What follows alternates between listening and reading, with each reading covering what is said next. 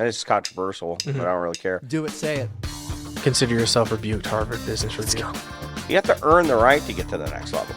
Process audit, not people audit. I just want to see this done faster. How many licks does it actually take to get to the center of a Tootsie Pop? I was kind of being facetious a little bit. 3, Yes, sir, Mr. President. 2, It's true. 1. But we can cut that out. I said this was good. You're in a lot of offices, and it's probably a down week for you. But Yeah, I'm in 3 offices this okay, week. so never mind. Maybe down week for you. But what do you feel like was the best piece of advice you gave this week? Actually, I was thinking about that. I think the best piece of advice I got this week is that sometimes adults set in their own poopy diapers. And that was like, wow.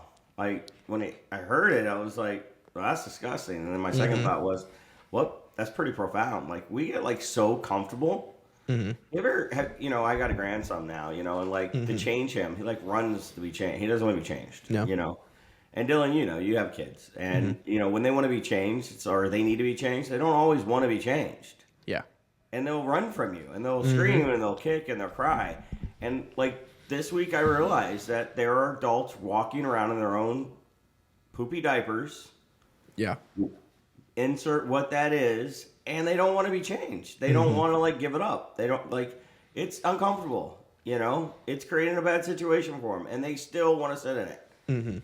And it makes absolutely no sense why people want to sit in their own poopy diapers. I don't know. For me this week, I think the biggest advice I gave this week was that you cannot be delusional in your own culture. You have to, like, be a realist when it comes to culture, because we all think culture is kind of like what we want it to be versus the reality of what it is. And at the end of the day, people's perception is your reality. Yeah. Whether you want it to be or not, it doesn't matter. It's their perception. And it's, as leaders, our job to change said perception. If you want the reality or the culture that you want throughout the organization.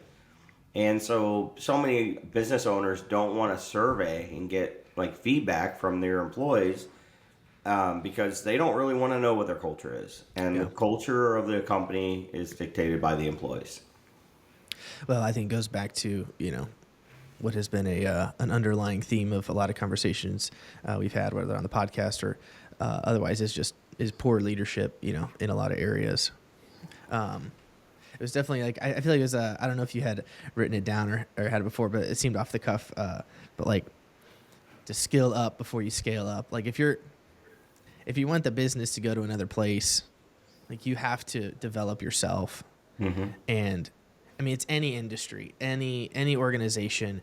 If you say, hey, if we're going to move forward, like, what is the culture? And if it's good or if it's bad, what am I as the leader going to have to change about myself to either confront that there is a bad culture and that maybe I played a part in creating it, or what we need to do to change that. Or we're just not going to go anywhere. There's that option too, we don't want the confrontation enough. We don't want the goal enough, rather, to have the confrontation to make the change. I've seen that a lot in the spaces I've been in. Like, is culture is interesting, and there's just a lack of desire to confront. Like, I've worked in the church for a long time, so there's a dynamic of, like, you can't just fire people, right? Most people are volunteers, they're church members, and they're contributing. So, in the offering plate, and so how you handle it's definitely unique, and you don't want to upset people, you don't want people to leave, and that culture can definitely be a tough thing to navigate. And how do you identify? So you mentioned that, like, trying to identify what the culture is in the company. Like, how do you identify that as a leader, as the CEO, the COO? Say, hey, what is even the culture in our company if you don't have a good pulse on it? Well, I mean, I think it starts with, how do you identify it? You have to survey it. You have to get feedback from all your employees. But I think there's a way to understand what your culture is without even the survey. And I think it's, what talent are you attracting? When people want to come work for a company, and you're going to attract any kind of people, right? But, like, when people want to come work for a company that are successful in life, successful in their other employment areas or their other job opportunities, it's typically because you have a good culture, and successful people surround themselves with successful people. And so I always tell people that if you have a great culture, your employees will create employees. So like, recruiting and things like that, when it's harder for an organization, it's typically because they don't have a good culture. Your employees act as an ambassador to your organization, and so they're usually out recruiting for you.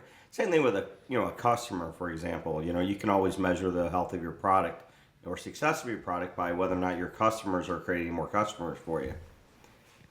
Marketing's job is more about brand awareness. Especially in a service-based business, when you have to like really go out and try to lead gen for a service-based business, it's typically because you don't have a great product. And if you had a great product, then your customers wouldn't be creating new customers for you.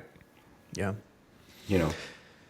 To circle back, if it's what was kind of the general lead into kind of that advice you're given this week? What was kind of maybe, I know not every scenario is like shareable. What was kind of the overall kind of lead into the issue that became apparent? Well, I mean, it's just, every year around this time, we should be doing cultural surveys. And so sometimes leaders have, and I don't want any client to think this is them specifically, because we actually did, I think, 5 cultural surveys last week. We looked at them with our clients and employee ENPS scores. And we were looking at them, and, there were just some clients that were shocked.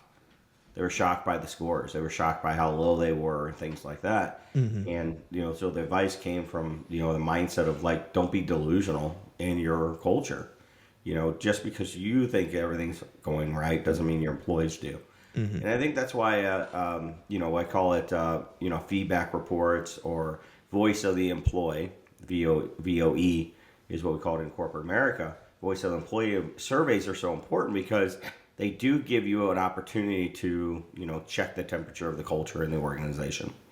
This kind of moves into that. I think it leads to where we want to go. But I was at Disney World for a couple of days this last week, and man, I know you're a big Disney fan, and it's amazing how well the employees are trained. That was my definite like takeaway. It's a clean park. There's lots of trash cans. There's lots of people walking around, but the one that stuck out to me was we were at this, I was like a cash register of some sort, and my 4-year-old was like, asked the lady something, and like I just became obsolete at that point. She like knelt down and she's like, "What do you need, princess?" And then my 4-year-old is not afraid to carry on a conversation with anybody, and so they proceeded to have this conversation about something I don't even remember, but just at every turn, it's amazing how they just. It's, my friends, like that's their statement. Like, my friend, that's how they refer to everybody. My friend, can we take a seat? My friends, let's come over here. I just, at every turn, it was, I have 2 daughters. So it's like princess this, princess that, we had them in little, princess, clothing too. But even then they would reference like what princess they were dressed as, or, fill in the blank, and just that amazing. And it was at every turn. Now, the only exception to that, I felt like was Disney Springs. Disney Springs is kind of like the airport Chick-fil-A. It's not nearly as good, but as far as the parks go, it was amazing to me, whether it was a bus driver who, is like a retiree, or, some 20-year-old cash register at the park, or somebody sweeping up at every level, or a ride attendant. They had the messaging down, they had the culture down, and that was incredible to me. So as we look at developing that culture, I feel like they have done a great job at it, attracting talent. I mean, they have people from all over the world work for them that I'm sure it's probably, I don't know how easy it is to get a job at Disney, but I wouldn't assume it's super easy. 80,000 employees. So man, how do you do that?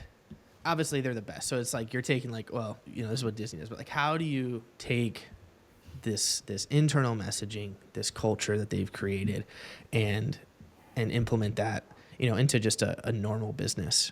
Well, I mean, I think cultural development is super simple, but it's only super simple if you have, a good leader at the top of the company that wants to have a good culture. Everything rises and falls on leadership. So at the end of the day, if you have a negative personality, you have a bad mindset towards things like that, then you're going to create the same type of culture within your company. And maybe that's what you want. But I think, Disney is one of my favorite cultural examples. I think Chick-fil-A is another one for me that shows good culture. I think culture and having good culture translates right back to the bottom line. I think it's probably very hard to measure how much it really drives back to your bottom line, but I think in many, many ways it does. With surveys have shown that, productivity goes up 64% when you have the right person in the right seat, which is a cultural thing. When you have, emotional paychecks for your employees, not just financial. When you have customers customer first focus, you have a mindset of no resistance for your employees or for your customers.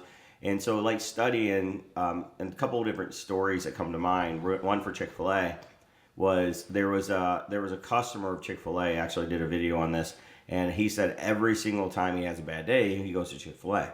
And the reason he goes to Chick-fil-A is he will order like up to 12 items, and he'll order them individually. So he'll literally go through the line up to 12 times to get one item. Mm-hmm. And you're laughing already because you think about it, like they know it, right? The employees know this guy's coming through the drive-through 12 times, okay? Now, why does he do it? And he's like, when I'm having a bad day, I just want to hear my pleasure 12 times. It was my pleasure. It was my pleasure, right? And as you talked about earlier, my friend, like cultural, companies that drive on culture and train on culture and create a mindset around culture, they tend to have very friendly, outgoing, happy people, and everybody is their friend, right? And it is a pleasure at Chick-fil-A to be served, And so, and then, same thing at Disney. You go back to Disney and you talk about like how outgoing everybody is and how happy they are. I tell you, like when I have a podcast to get on, or I have video content to create, or I have to go in front of a client and I'm not happy and the culture's not feeling good in the company, or I don't feel like locked in, or my mindset's not there, it translates. Even with friends, I've had some friends recently that I spent some time with, and they were immediately like, hey, what's wrong? Like something seems off. And I think probably more in my personality than other people's personality, because I'm typically on a high most of the time. So when I'm not on that high, then it's like, whoa, what's going on? It's almost like being on a roller coaster that's no longer going to climb the hill. It's just going to flat roller coaster. And so I think it shows up a little bit more. But, that tells us that as a business leader and owner, like our employees have to be happy or the culture is not going to be there. Mm-hmm. And so they got to be happy in multiple areas. You got to make sure your employees are happy in multiple areas. And the first one is in the area of like right seat, if you will, right position. When we create culture and we don't put people in the right position, and we just drive for performance without full long-term potential, then people will do the job and they'll be successful and they'll make you money and they'll make themselves money. But the problem with that is it doesn't always translate back to a good culture, because they're there to win. They're there just to make money. And so the intangibles don't show up. They just do exactly what they have to do. Mm-hmm. And so, George Carlin said that most people work hard enough not to get fired, get paid just enough not to quit. And what he's talking about is have to employees versus want to employees. And want to employees, they go the extra mile. See, here's the thing. When your daughter was at Disney last week and that lady came over, she answered a question. She could have resolved and performed her job very good and gotten her what she needed. Mm-hmm. And I will tell you, I've gone to Walmart before and been happy with somebody's service. I was like, hey, I need this. And they're like, here it is. And then, take me over there. I was in a restaurant last week. Same thing. Hey, where's your bathroom? Let me show you. And they walked me all the way to the other side of the restaurant to make sure I knew where I was going. And honestly, I probably got a little lost because it was a big restaurant.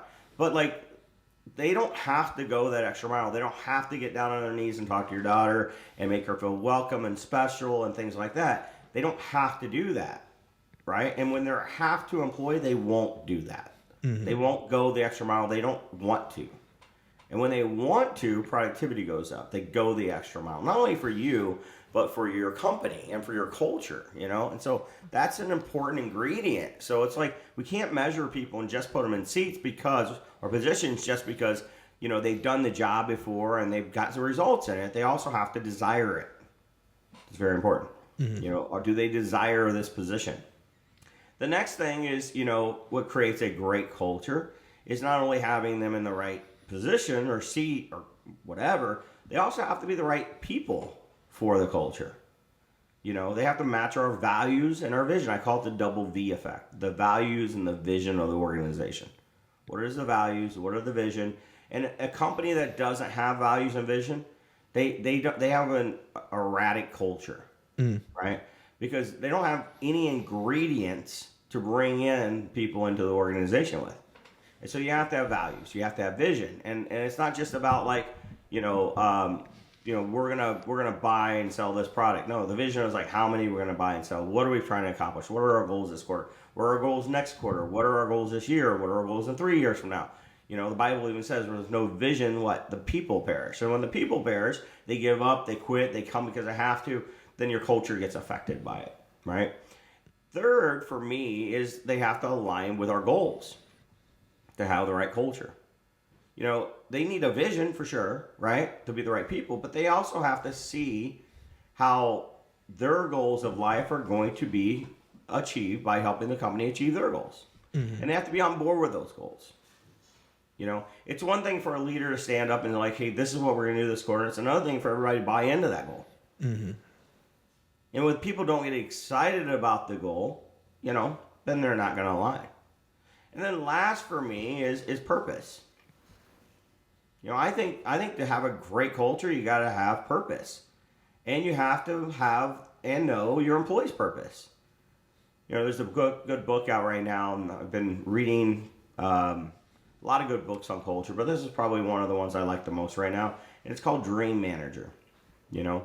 And in Rise, we actually, in the Rise Business Framework, I talk a lot about the emotional paycheck, talk a lot about this thing called purpose, a whole section in the book on purpose in these 4 areas of position and, you know, personality and values and goal alignment and purpose alignment. All 4 of those come together. And I think those 4 things are very important with any relationship you have in life, whether it's a personal relationship or professional relationship. You got to have good culture, right? And what creates good culture is people got to be in the right seat. People got to be the right people. People got to align with goals. People got to align with purpose. And purpose is that last piece that's so important, because if an employee comes to work for you and they do not see how their life's purpose is being achieved by helping you achieve your purpose as a company, then you're nothing more than just a paycheck to them. You know, I really truly believe that cultures come alive when people take time to invest in their employees and help them achieve not only their goals, but their purpose in life. And goals and purpose are 2 different things. I mean, you could have a goal to go to Disney like you did last week. That's a goal, right? But does it help you achieve your life's purpose? No, right? Could it aid in your life's purpose? Sure, right? If part of your life's purpose is to have quality time, be known as being a good dad, a good husband, things like that, then it could aid in your life's purpose, but it's not your purpose, going to Disney. Now, Austin's might be going to Disney. That might be his life's purpose, but I'm not sure. But at the end of the day, do we align in purpose? And I think this cultural ingredients, like, transcends business. I think it goes into personal relationships. Whether you have a significant other or you have a best friend, like, what makes it work? Well, first and foremost, you have to be in the right position. You have to have a certain level of understanding of what role you play in that person's life. You know, I have friends that there are roles I play in their life that have nothing to do with business, right? And then there are friends that I have that have nothing to do with, with personal. It's just all business, you know? So, it's like, what role do I play? You know, when somebody's in a relationship with somebody, it's important, I think, for somebody to, like, have a good understanding of what position they're going to play. For example, you and your wife, Kaylee, right? I assume somebody takes out the trash. Is that right? Yep. Is that your job or hers? Usually mine. Yeah. Okay. Somebody pays the bills? Your job or hers? It's mine. Yep. Okay. So, who's watching the kids most of the time? She is. Yeah. Okay. So you have that understanding. Who cleans the house? Mostly her. Okay. How about dishes? Does somebody do the dishes? Yeah, mostly her, I'd say. Okay. Yeah. And see, here's the thing. Did you ever sit down and be like, hey, this is your position in our relationship, and this is my position in our relationship? Or is it just kind of understood? I would say it's more understood. We've definitely talked about some of those things, but yeah. Yeah. And you know what's funny is that position alignment is so important in every relationship, whether it's just understood or it's actually talked about. I think when a culture, either in a family culture or a personal culture or in a professional culture, really start to take the next step is when they sit down and actually have a clear understanding and agreement in each one of those positions. And the agreement's an important part. You know, I don't know how many relationships I've seen over the years where they're like, I don't really want to do this. I do it because I have to. Or I feel I have to. Right? I don't want to cut the grass, Dylan. And my dad cut the grass, so I kind of feel like I have to. Like, it's like my thing, I guess. Right? Yeah. But why? Why should it be my thing? Right? It's an assumed position. And so I stopped cutting the grass years ago. I paid somebody else to cut the grass. As soon as I could afford to delegate it, I delegated it. Right? Why? Because I don't want to. Yeah. And there are other areas of my personal life that I'm like, I don't want to do that. I like to wash the dishes. So I wash dishes. I like to do laundry. So I do my own laundry. Right? I actually enjoy cooking. I have 2 Traeger grills. I do my own cooking most of the time. Today, I cook my own food, right? I made some almond flour shells with some goat cheese and, you know, some Applegate bacon, right? And so I made this myself, put together a little sandwich, and that's what I had, you know. Why? Because I actually want to, right? It's not a matter of I have to. It's a matter of I want to.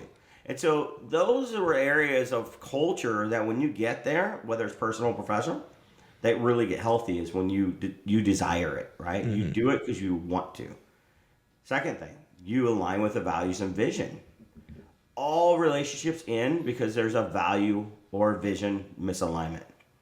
Somebody either breaks the values habitually over and over again, and it's a pattern, and they're not willing to change, and they're like, I'm done. Somebody's like, I'm done. Or you're constantly playing tug of war. And although tug of war was a fun game when we were kids, it's a terrible culture. It's a terrible culture. Tug of war is never a fun place to be in a business. When somebody has a vision plan to go one way, somebody else has a vision plan to go the other way, and then they pull on each other. You know? And third is goals, you know? If we both want to play the game and we both want to go somewhere, but I'm like, hey, I want to get there like in 90 days, and you're like, oh, I'm not okay with that. Like, I want to get there in 9 years. We could both be on the same path. But we're not going to have a healthy culture if I'm trying to get there in 90 days and you're trying to get there in 9 years. And then last is that purpose again, right? If we don't have the purpose alignment, if we don't have at least, and your purpose doesn't have to be my purpose, right? I want to rise by lifting other people, a company's purpose, to do a good work that supports God's work. We don't have to have that same purpose. The key, however, is you, not me, you seeing that the company's purpose is going to help you achieve your purpose. And if that happens, then there's a tethering that happens. In a relationship, 2 people don't have to, and I would highly recommend they don't share the same purpose, right? I think individually they should be going after their own personal purpose in life, whatever that is. If you want to be, you know, if your spouse wants to be a great mom, then you should support her in being a great mom. If you want to be a great dad, she support you in being a great dad, or vice versa. Like, whatever your purpose is in life, that is important to make sure that you're in support of each other, and great people around you will support that. I always say proper relationships support other proper relationships. And that's not just like personal relationships. That's relationships with goals, relationships with jobs, relationships with your purpose in life. But if it's proper, right? If you have a proper relationship with somebody, then they should be supportive of your goals, of your purpose, and where you want to be in life. And that's what creates great culture. And I think that's why Disney's so great at it. Because they go through an immense amount of training, right? When they onboard their people. Why? To make sure that they are great at the position and that they desire the position. They go through an immense amount of training. Why? Not to indoctrinate people or make them like conform to the values and vision of Disney. It's because they want them to leave, right? They want them to not be there if they don't align with the values and vision. I like to tell people all the time, core values either cause people to attract or repulse themselves. Right? It's important to have values. Why? Because I want someone to attract. But more importantly, I want them to repulse. If they don't align with our values and vision, I want them repulsed by it. I want them to go, okay, I'm done. And that's okay. I want them to deselect. Everybody goes, well, how do you incorporate Christianity into your company culture? I just make sure I share it 1,000 times. Well, you can't really fire someone. Nope, I can't. I don't really want to either, to be honest with you. At the end of the day, I'm just going to be so open and transparent about it that somebody goes, not me, I ain't going to work there. Yeah. You know, I had an employee years ago, or potential employee, come in for an interview. Great interview, by the way. I was checking to see if they were a culture fit, right? So we started with position. First interview, 100% position. All right, do you have what I need? Do you have the heart, the head, the hands, the feet, right? I always say the heart, head, hands, feet tell me you're in the right seat, which is the position of the organization. And they did, and they were locked in, right? Desired the position, had the behavioral traits for the position, skills were on point, probably more than even what I was looking for, and their mobility, their ability to grow with the organization or grow the organization was in line. Like I was very impressed by the competency of the person and where they wanted to take it to. Super excited. So here you go. They're coming back for the second interview, right? We sit down in the second interview. We're walking through core values. I'm talking about, and I'm asking them questions, trying to figure out what their values and vision are. And it felt good. Everything seemed good. I'm talking about core values of hard work. I talked about how hard they worked. And then I got into I talked about, giving and generosity and integrity and do what you say you're going to do and belief and having strong belief ethics and works and things like that. And I did it in an interview way just to see if I recognized it in them. And I did. It showed up. I was pretty excited about it. So third interview happens, right? And now I'm like, I need to make sure this is the last gate to entry. They come in for the interview. I sat down, and it's now me trying to see whether or not they want us. Because the first two interviews all about, do I want you? Third interview is, do you want me? Right? And so this is where I'm really going to open the doors to who we are. And I opened those doors, and I gave them our core values list. And I gave them our purpose statement. And I gave them the job offer and the pay and all the things that go along with the emotional paychecks. The location, the hours, work-life balance, all those things. Why? I want you, I want you, I want you, I want you. Do you want me? Do you want me? Do you want me? And you know what they said? I don't want you. She looked right at me and she's like, I ain't coming to work here. I'm like, why? She says, this has got to be a Christian organization. Yeah, it is. She's like, yeah, I was reading here and whatever the hand finds to do with all thy might. Hard work. Why? Because I put our Bible verses into our core values. And then I purpose to do a good work that supports God's work. We believe that Christian culture. We believe that mindset. And you know what she did? She's like, I'm repulsed by this. I don't want to have anything to do with this. And I was like, okay, well, I appreciate you being honest with me. She's like, yeah. And you know what she did? She deselected herself. I had an offer. I had a job offer. I slid it across the table for her. But of course, that job offer was contingent on her aligning with our values. Yeah. Her aligning with our purpose. And you go, well, what if she's not a Christian? It's okay. I just don't want her repulsed by it. Right? I don't want her to the point where she's like, I don't want to be a part of a culture like this. If she's like, I'm not a Christian, but hey, I align with this. I'm okay with it. Like, I don't have an issue. There's no judgment here. Then, hey, come on in. Be a part of this. But the moment she was like, whoa, I don't want to have anything to do with this. I'm repulsed by it.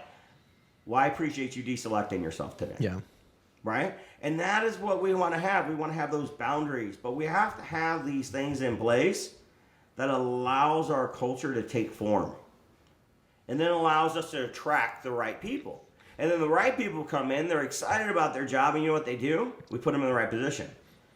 You know what they do? We put them in the right with our right values, aligning with people and core values and vision. What do? We align them with their goals. We make sure their goals are being achieved. And what else do? We help them achieve their purpose. And when you do that, and you do that really, really well, Dylan, they get down on their knees with 4-year-olds. And they look at them and go, what can I do to make your day better? Why? Because their day's good.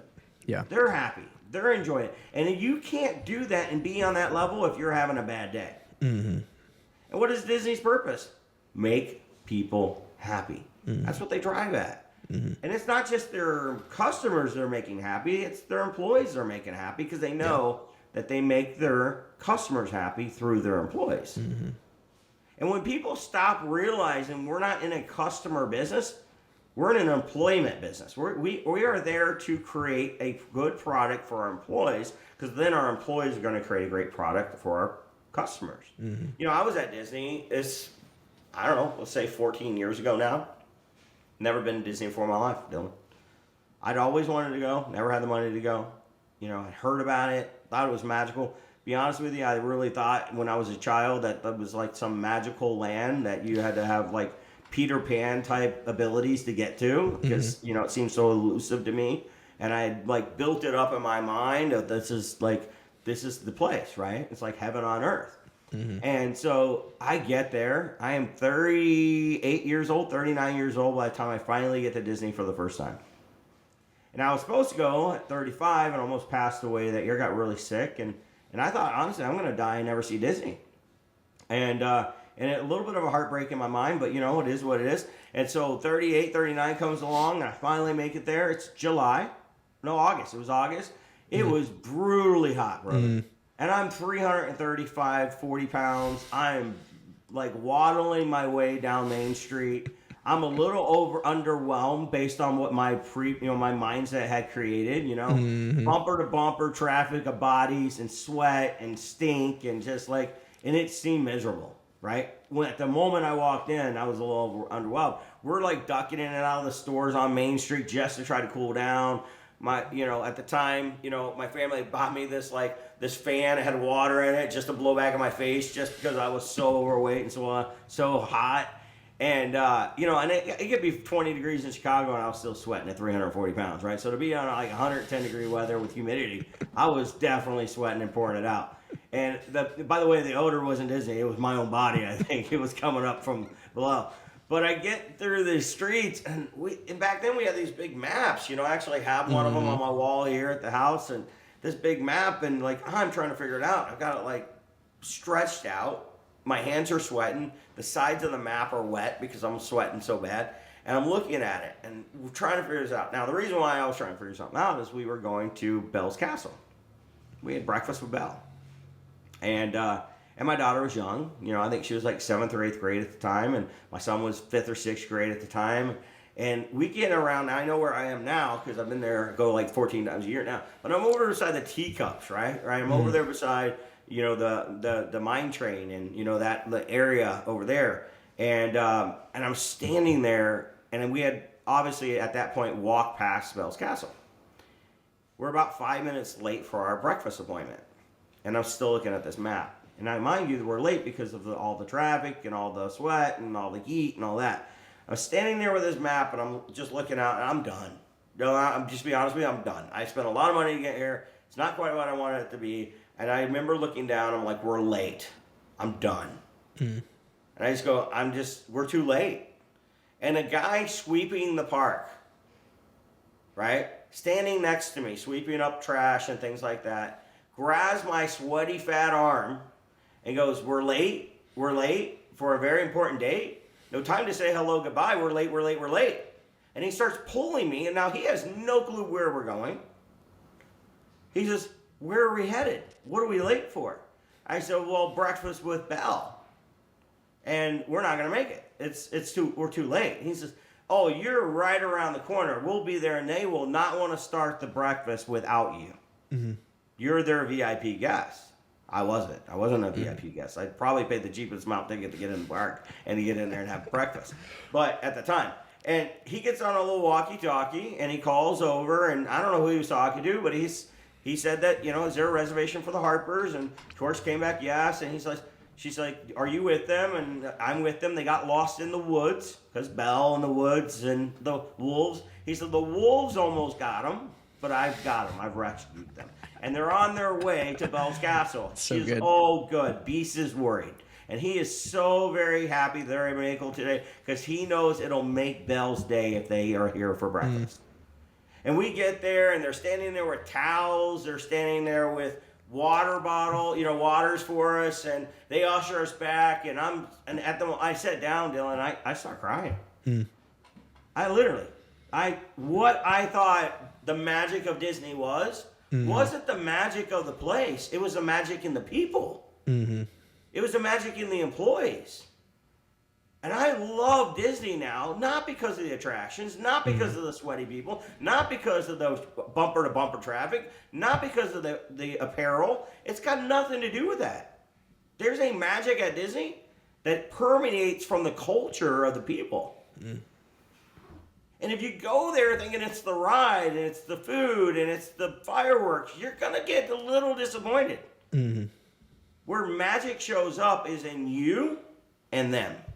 And the connection of the people that are running the park and your willingness to accept it and be a part of it. And when you give into that moment and you realize that they truly care and that they truly want you to have a happy, healthy time, that's when you become immersed in culture. And a company is no different. If you go in as an employee into somebody's culture and they've got a great culture and you're not willing to be a part of it, you're rejecting it, you're rebuking it, you don't align with the values and the vision, you don't desire the position, right? We always put it on the employees. If you don't want to have goals and achieve goals, you're just there for money. If you don't want to understand your purpose and help the company understand it so they can help you achieve it, then you're the problem, not the company. And you should, what? Walk away. You shouldn't be a part of that culture. Go find somewhere else to be. But that's what I love about culture. It's what I love about Chick-fil-A's culture. They put immense amount of training in place, and everybody goes, well, that's to make them more money. No, it's not. No, it's not. It's to protect people. It's to protect the employee. It's to protect their customer. Why? Because they want to reject. They want somebody to self-reject if they don't align. And that's what makes a phenomenal culture. That's why I sat here, today at my desk with a little Mickey on my desk. It's to remind me, not the mouse, it's to remind me of putting people first. It's amazing to me how much the right person, the values, and the training have to be harmonious, have to come together. Because, you can put the right person in the right seat. That's great.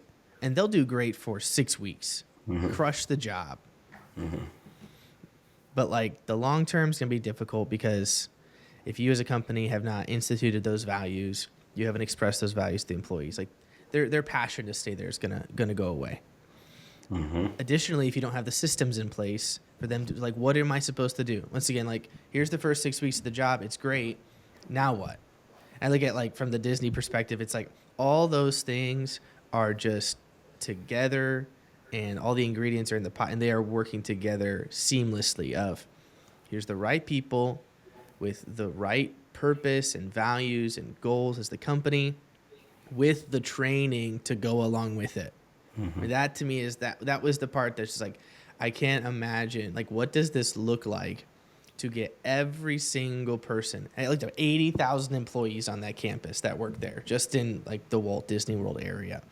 And it's how do you get 80,000? I realize not every one of them are interacting with people, but how do you get from every aspect, from the guy sweeping the trash to the guy driving the bus to the person behind the register to the person running rides and everybody in between, every character to talk right, to say the same thing and to be excited about it, to seemingly love their job. Just all those things working together at a high level. It's you can have one of them and that's good. You can have the training in place, but if you don't have the right person, you don't have the values behind it, it's going to flop. You can have the values in place, but if you don't train the people what those values are, why they're important, and how that plays into their job, you're going to have it's going to be chaotic because people aren't going to be doing what they're supposed to do. Yeah. And if you have the wrong people, it's going to crush all those things together. Maybe they do the right things, but their attitude and the mentality behind them are going to be just totally flat, which is going to kill the reason you're doing it all together. And to lean into one of those, we look at core values. What are I guess, this is probably more personal, but what are the core values of Sharper? How did you create those yourself? And then, we'll just start there. What are they? And Well, I think values, first of all, have to come down from purpose. The way I start with purpose first, and purpose. I was with a group of men, part owner of a different company called Good Success years ago, and we talked about what good success was, and good Christian men, and we talked about where it came from and what success is in general, and we found the verse in the Bible on Joshua chapter 1:8 that says define good success versus great success, and so. Like when you read Joshua chapter 1, it gives some ingredients, if you will, to what good success is. So 1:8 is where it mentions, and then you'll find good success. And so when it says, and then you'll find good success, it's kind of like the prelude to that is like what the ingredients are to success. And so it comes from Joshua chapter 1 in reality of like what I felt was good success and what that came from. And so I've carried that forward because it really resonated with me, and I've just held on to it for all these years.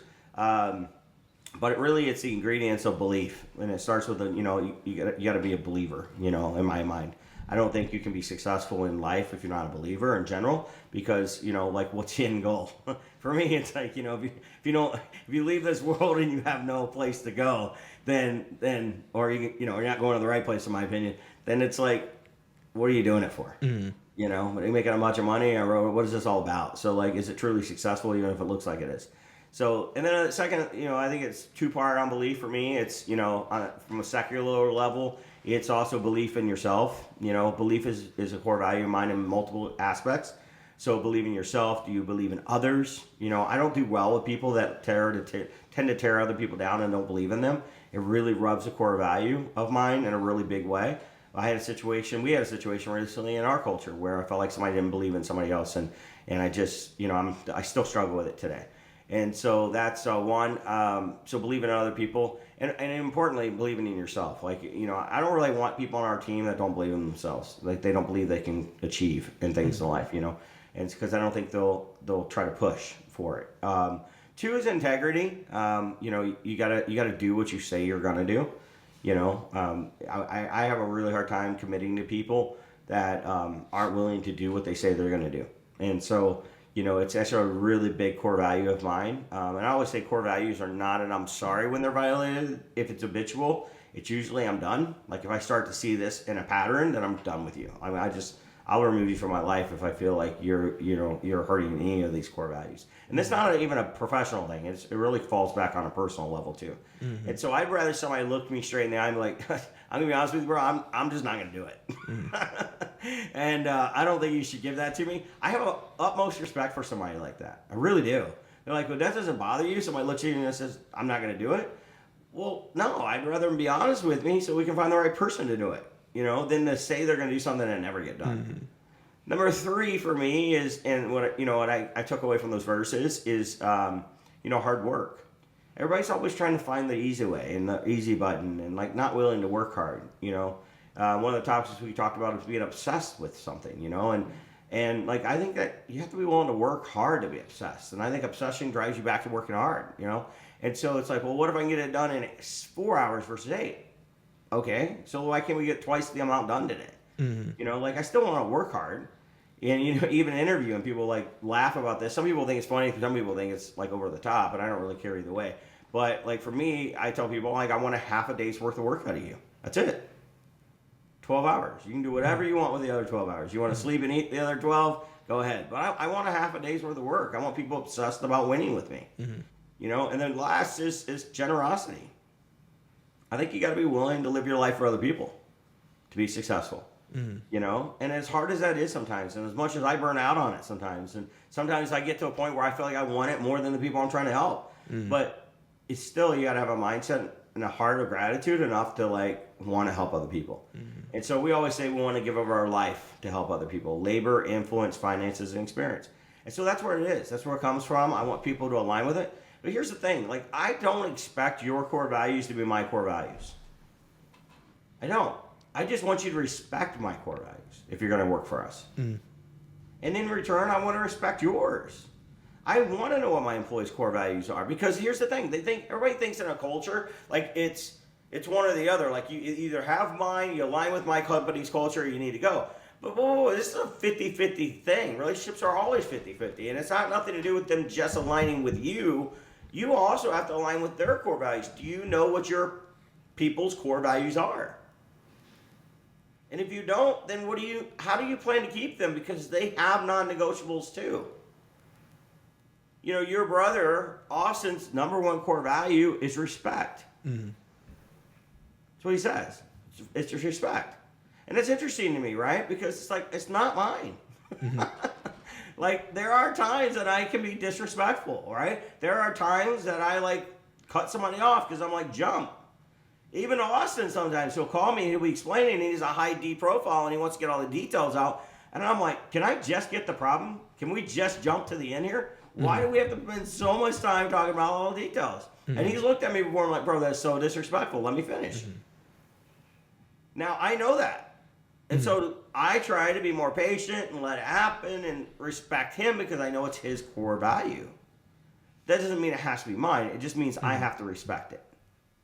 Again, I have to align with it. I have to align with that value. Coming to work for Sharper, you don't have to have our core values as your core. But I want them somewhere in your value system. I want you to respect them at the minimum. And if you're not willing to, then you're just not the right fit for us. And that's okay. I'm not going to apologize about it. As the CEO or owner of the company, do you feel like the company core values have to mirror exactly your personal core values? Can there be some difference there? And if so, how do you create personal core values and company core values as an owner of a company? I think they should be created based on the director of the board. And so typically that's the owner. If you're a single owner, sole proprietor, then it's your core values. Because here's the thing. I've been to way too many masterminds and so many business events where people come in there like, I don't even want to go to my own office anymore.